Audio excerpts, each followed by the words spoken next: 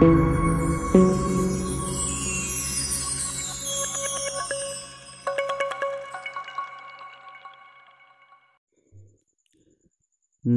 दोस्तों, स्वागत है आप सभी का आपके अपने YouTube channel study CVL classes में। दोस्तों, आज का जो हमारा टॉपिक है वो क्लास 10th क्लास 12th दोनों के लिए उनके बोर्ड एग्जाम के दृष्टिकोण से बहुत ही महत्वपूर्ण टॉपिक लेकर मैं आप लोग के बीच उपस्थित हुआ हूँ। आज का जो हमारा टॉपिक होगा वो होगा अम्ल तथा क्षार में अंतर। जैसा कि आपको स्क्रीन पर दिखाई दे रहा होगा कि आज हम अम्ल तथा क्षार में बहुत ही आसान तरीके से जो है अध्ययन करने वाले हैं। लेकिन यदि इससे पहले आपसे एक रिक्वेस्ट है, यदि चैनल पर नए हैं तो फटाफट चैनल को सब्सक्राइब कर लीजिए। यदि पुराने हैं तो वीडियो को ज़्यादा से ज़्यादा शेयर करिए, लाइक करिए, और अगर कुछ ना समझ में आए तो फटाफट कमेंट्स भी कर सकते हैं। तो चलिए, अम्ल तथा क्षार जैसे इम्पोर्टेंट टॉपिक पर अब हम जो है चर्चा करते हैं। तो दोस्तों, हम दो कॉलम में से पढ़ेंगे। एक तरफ हमारा अम्ल होगा और दूसरी तरफ क्षार होगा। कुछ बातें तो जो होंगी वो व्यवहारिक तौर पर हम अम्लों और क्षारों को समझेंगे, और कुछ बातें जो है हम रासायनिक तौर पर अम्ल और क्षारों को समझेंगे। ठीक है दोस्तों, तो चलिए शुरू करते हैं। इस पॉइंट को लिखकर आप परीक्षा में, बोर्ड एग्जाम में अच्छे नंबर उठा सकते हैं। तो पॉइंट नंबर 1 है कि अम्लों का स्वाद खट्टा होता है। जी हाँ, जहाँ अम्ल है या जहाँ खट्टा है वहीं पर क्या है, अम्ल है। कहा जाता है कि अम्ल स्वाद में खट्टे होते हैं और क्षार जो है, क्षारकों का स्वाद कड़वा या क्षारक कहिए, चाहे इसे आप क्षार कहिए, दोनों बात दोस्तों एक ही है। ठीक है ना, दोनों बात क्या है, एक ही है। आप इसे क्षारक कहिए या आप इसे क्षार कहिए, दोनों बात क्या है, एक ही है। तो इसमें कह रहा कि अम्ल जो है स्वाद में खट्टे होते हैं, जबकि क्षार जो है स्वाद में कड़वे होते हैं। ठीक है, अम्ल स्वाद में खट्टा होता है और स्वाद क्षार में क्या होता है, कड़वा होता है। यानी टेस्ट करने की बात कर रहा है। अब एक लिटमस पेपर आता है दो तरह के।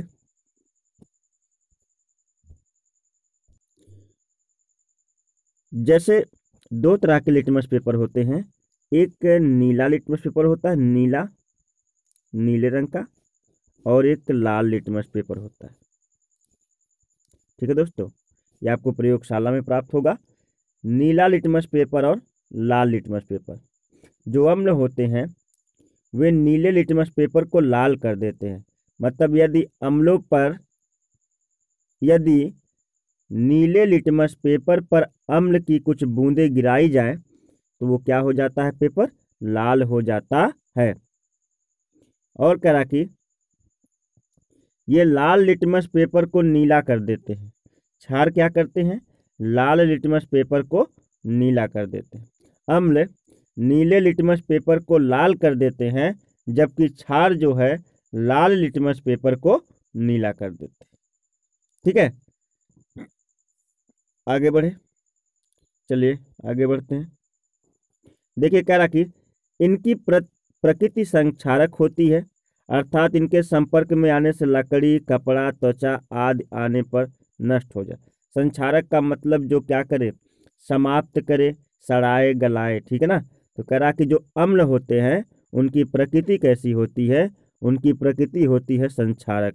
अम्लों की प्रकृति संक्षारक होती है, अर्थात इनके संपर्क में जो कुछ भी आता है, जैसे त्वचा हो गया, त्वचा पर अम्ल जो है गिरेगा तो नुकसान करेगा, जला देगा। लकड़ी हो गई, कपड़ा हो गया, आदि को नष्ट करने का काम करता है। यहाँ पर करा कि जैसे देखिए, तेजाब आपने सुना होगा। तेजाब भी तो एक प्रकार का क्या होता है, अम्ल ही होता है। H2SO4 जिसको कहते हैं, H2SO4 एक प्रकार का अम्ल ही होता है। तेजाब भी, मतलब देखिए वो कितना खतरनाक होता है कि नहीं। उसी प्रकार से क्षार में कह रहा कि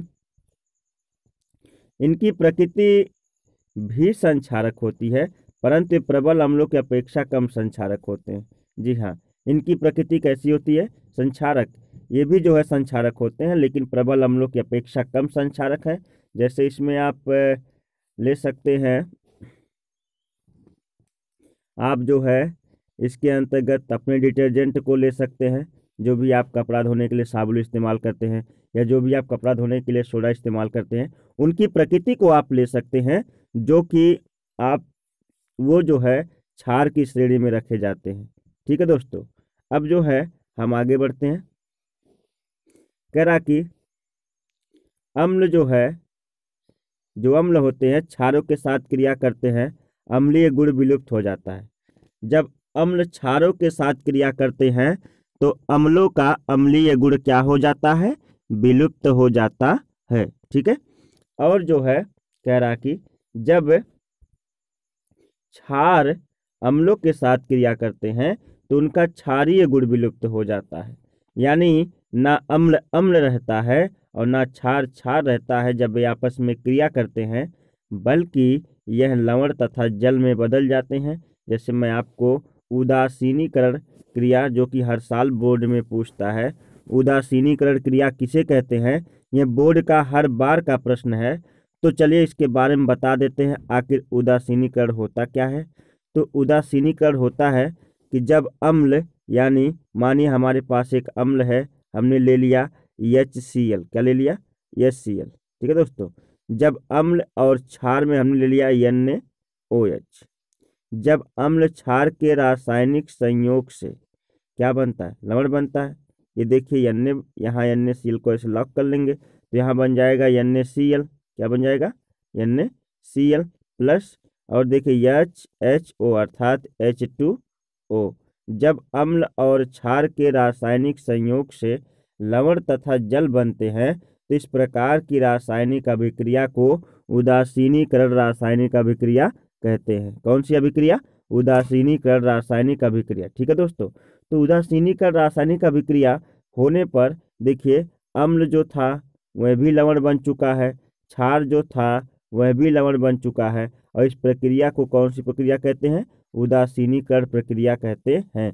जब आप लिख लीजिएगा इसे, जब अम्ल तथा क्षार के रासायनिक संयोग से लवण तथा जल बनते हैं तो इस रासायनिक अभिक्रिया को उदासीनीकरण रासायनिक अभिक्रिया कहते हैं। तो उम्मीद करता हूँ समझ में आया होगा। रिएक्शन है HCl plus NaOH is equal to हो जाए NaCl प्लस H2O। ठीक है, आगे बढ़ते हैं।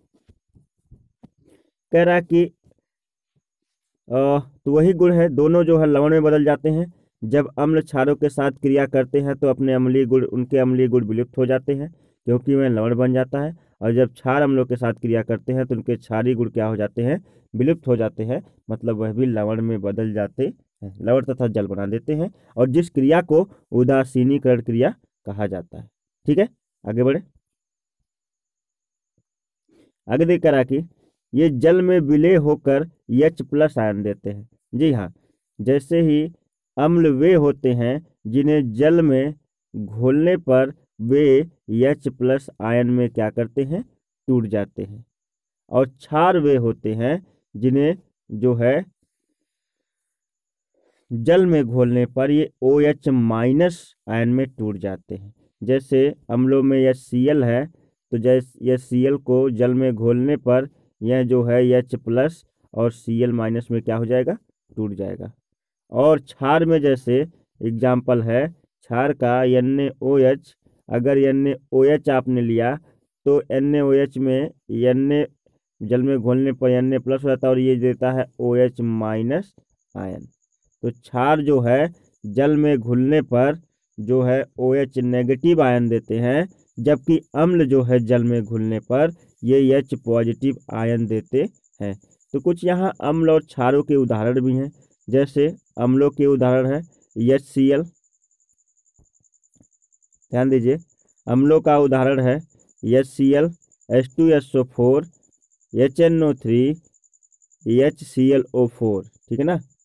तो कह रहा है कि कुछ अम्लों के उदाहरण HCl, H2SO4, HNO3 और HClO4।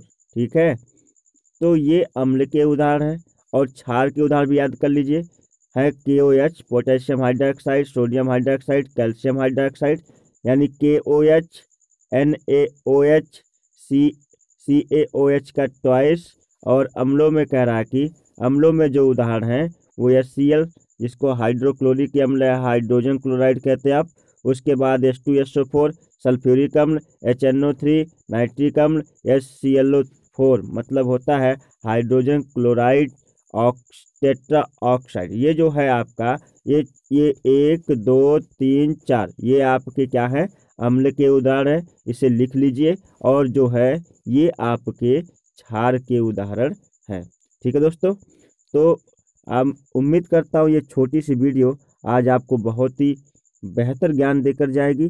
मैं वीडियो को थोड़ा सा अपने इस मैटर को छोटा करता हूँ। जिन्हें स्क्रीनशॉट लेना स्क्रीनशॉट ले सकते हैं, जिन्हें वीडियो को रोक कर से जो है क्या करना है लिखना वो लिख सकते हैं। तो फिर से मेरी वही रिक्वेस्ट है, यदि आप चैनल पर नए हैं तो फटाफट चैनल को सब्सक्राइब कर लीजिए, पुराने हैं तो वीडियो को ज़्यादा से ज़्यादा जो है शेयर करिए, वीडियो को लाइक करिए। और अगर कुछ नहीं समझ में आता तो कमेंट्स करिए, और अगर समझ में आता है तो मोटिवेशनल अच्छे से अच्छे कमेंट करिए। चलते हैं, मिलते एक नई वीडियो के साथ, तब तक के लिए नमस्कार, बाय बाय, जय हिंद।